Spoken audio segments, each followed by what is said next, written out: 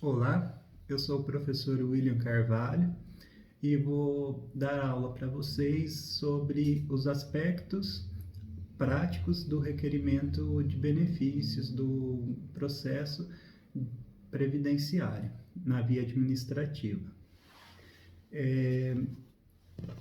Vou falar um pouquinho sobre mim, né? Eu tenho duas disciplinas nessa especialização aí na Unifil. Essa primeira é dos aspectos práticos do processo administrativo e depois nós vamos ter uma outra aula de cálculo de benefícios. Então essa aula agora é uma aula mais tranquila, mas é uma aula que todas as vezes que eu vou dá-la, ela tem muita atualização. O INSS veio sofrendo, né, uma aceleração no seu processo de atendimento, da sua uniformização de atendimento, na sua forma de aderir à tecnologia dentro do processo administrativo nesses últimos anos, de uma forma bem veloz.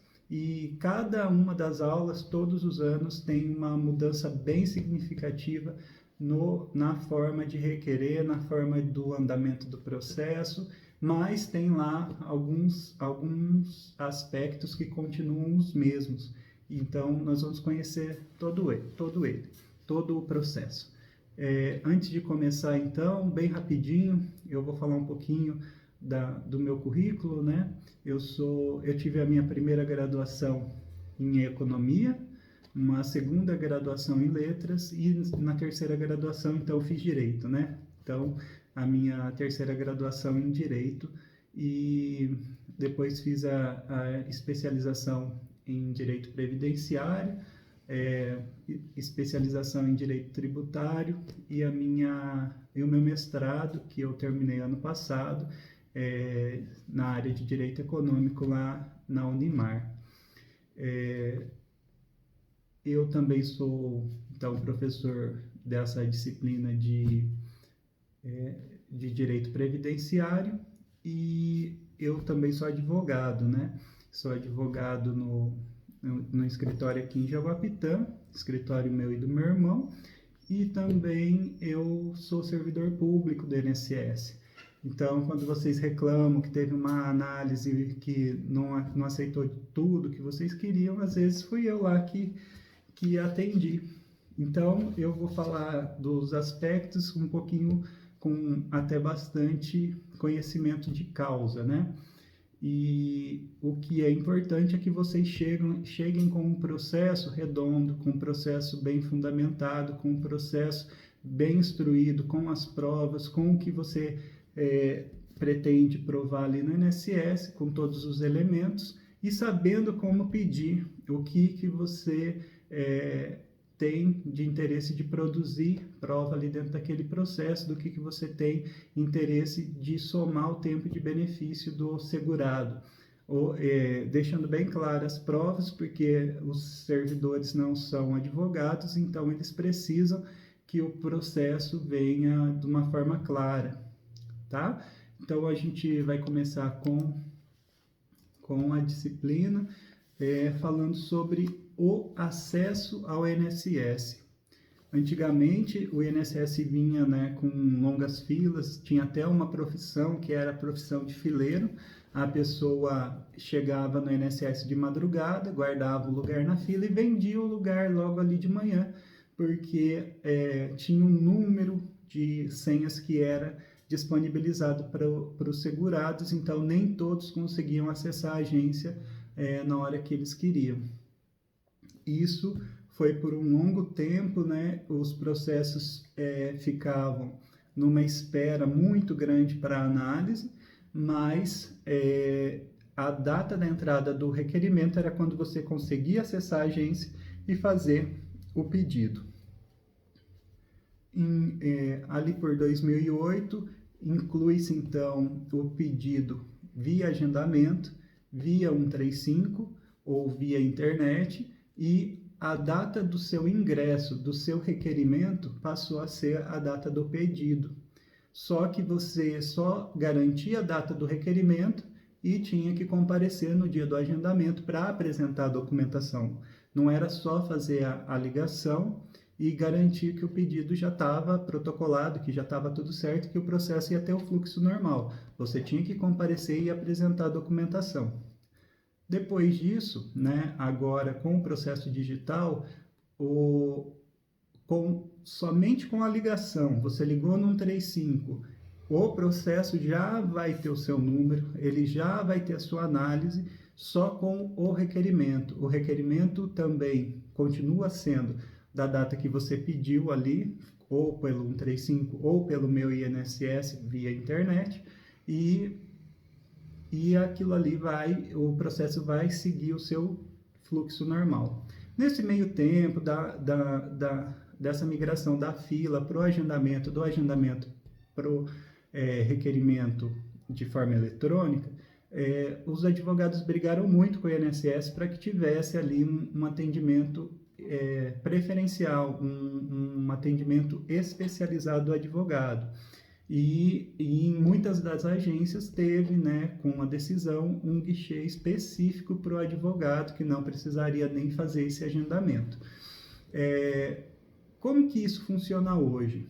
Hoje o INSS tem um convênio, um acordo de cooperação com a OAB, e o advogado tem um acesso como se fosse servidor para juntar todos os documentos, como se você estivesse fazendo o meu INSS, mas ali pelo acordo, você sendo procurador e podendo, inclusive, autenticar os documentos que você apresentou. Então, eu conheço alguns advogados que não acham interessante fazer pelo acordo, faz lá pelo meu INSS, às vezes até pelo telefone 135, e tem esse pedido analisado da mesma forma. Mas eu acho muito importante, interessante utilizar o convênio.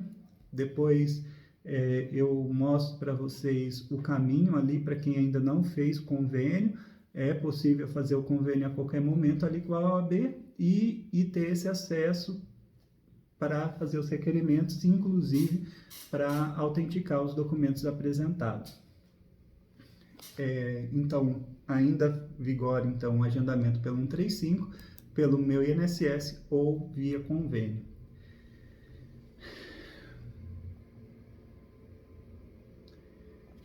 Qual a grande diferença com o digital? Como que o INSS mudou o atendimento? Antes, o atendimento era feito de forma regionalizada, ou na agência que você pediu, seu pedido iria ser analisado ali. Hoje, com o INSS digital, o seu processo, o seu pedido entra numa fila nacional, que pode ser analisado por qualquer servidor dentro do país. Então, aquele requerimento entra por uma fila, e conforme a fila vai andando, então existe ainda uma fila, que é uma fila virtual, mas que é feita uma análise nacional. Então, antigamente o segurado fazia até um caminho mais longo para pedir numa agência um pouquinho mais distante, porque sabia que ali o processo andaria um pouquinho mais rápido do que em outra agência, talvez mais perto dele. Hoje não funcionaria assim, porque o caminho é uma fila só, uma fila única para o país todo.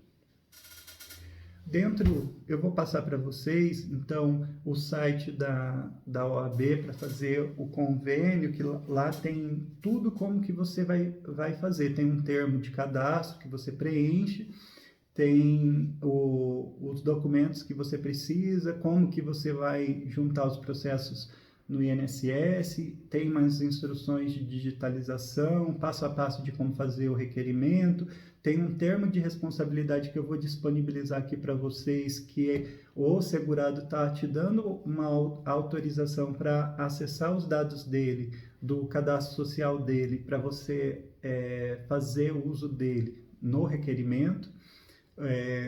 Tem esse termo de representação, né, que é muito importante.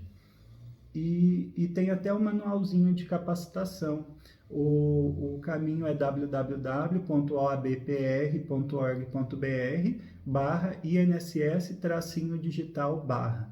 Então lá tem como você fazer o requerimento, tem o logo lá do INSS Digital. Então eu vou falar bem rapidamente que hoje tem um limite para você juntar documentos. Então o limite é de 5 MB.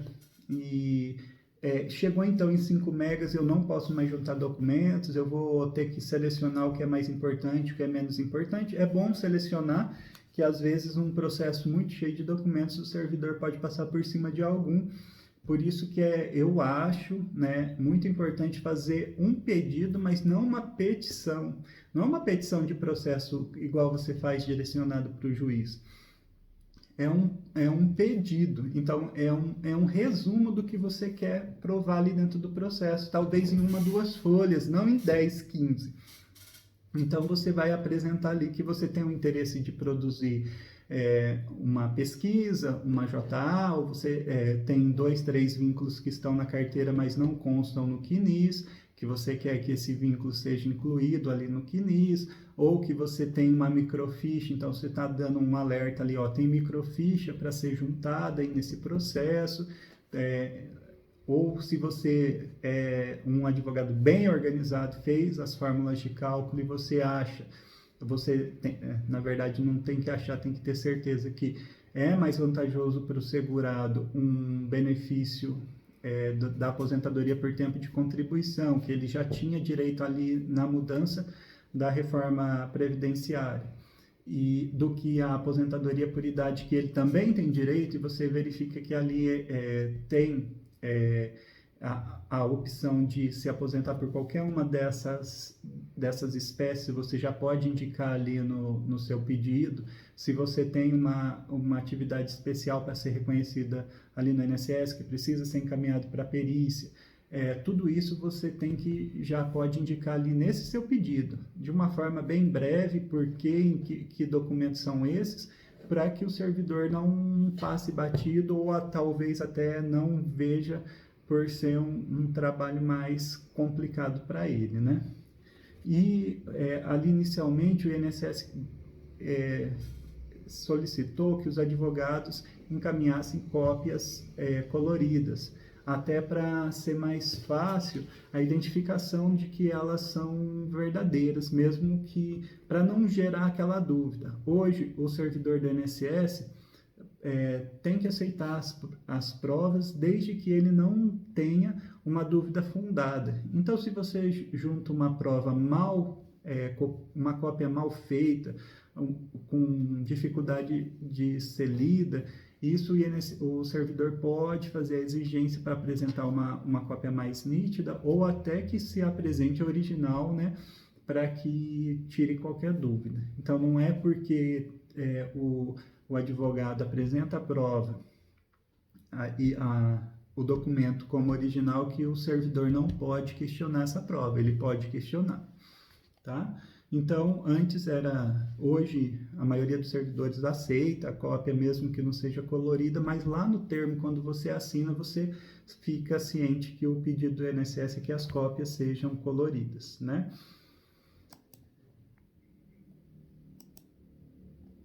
Tem o termo de representação que eu vou juntar aqui para vocês. Lá você vai colocar os dados parecido com os dados que tem lá na sua procuração, que você fez com o cliente. Então, vai ter o nome, CPF, RG, endereço, os seus dados como procurador e que tipo de benefício que você vai requerer, né? Então, ali você já vai identificar que é uma pensão, é uma aposentadoria, ou é um salário de maternidade, auxílio reclusão. Ali você indica que tipo de benefício, e tem que ser assinado esse termo, tanto pelo segurado que é o seu cliente, e por você também, tá?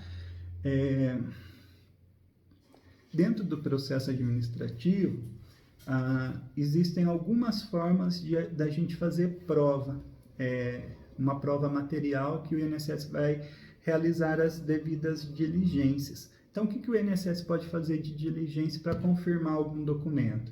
Ele vai consultar o banco de dados que é disponível para o servidor, né? Então, o servidor tem acesso a todos os benefícios, a todo o CNIS, aos dados de empregadores, né?